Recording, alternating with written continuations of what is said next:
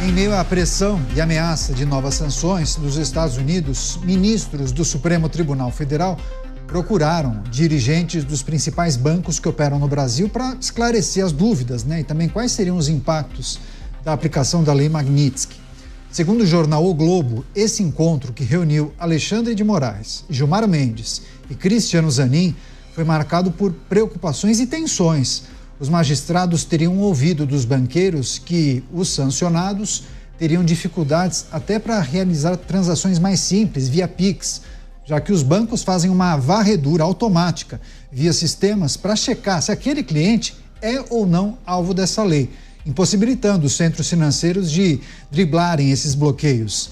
Além dessa reunião com os banqueiros, com os executivos do banco, a reportagem também afirmou que alguns dos magistrados receberam posteriormente um grupo liderado pelo presidente do Senado, Davi Alcolumbre, para negociar um eventual acordo para encerrar a crise provocada pela prisão de Jair Bolsonaro. E toda essa movimentação mostraria o quanto o STF está incomodado e preocupado com a ofensiva dos Estados Unidos, mesmo que em público façam certas ironias sobre o assunto.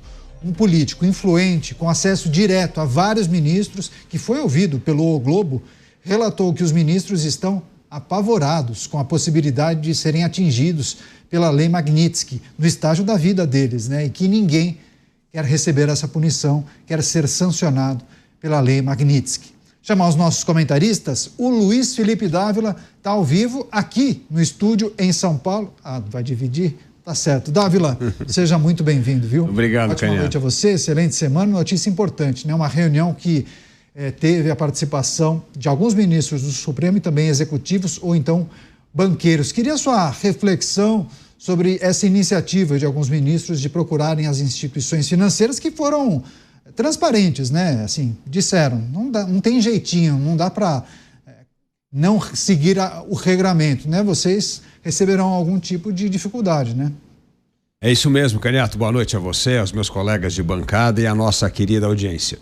Bom, os ministros deveriam ter lido a Lei Magnitsky e as consequências.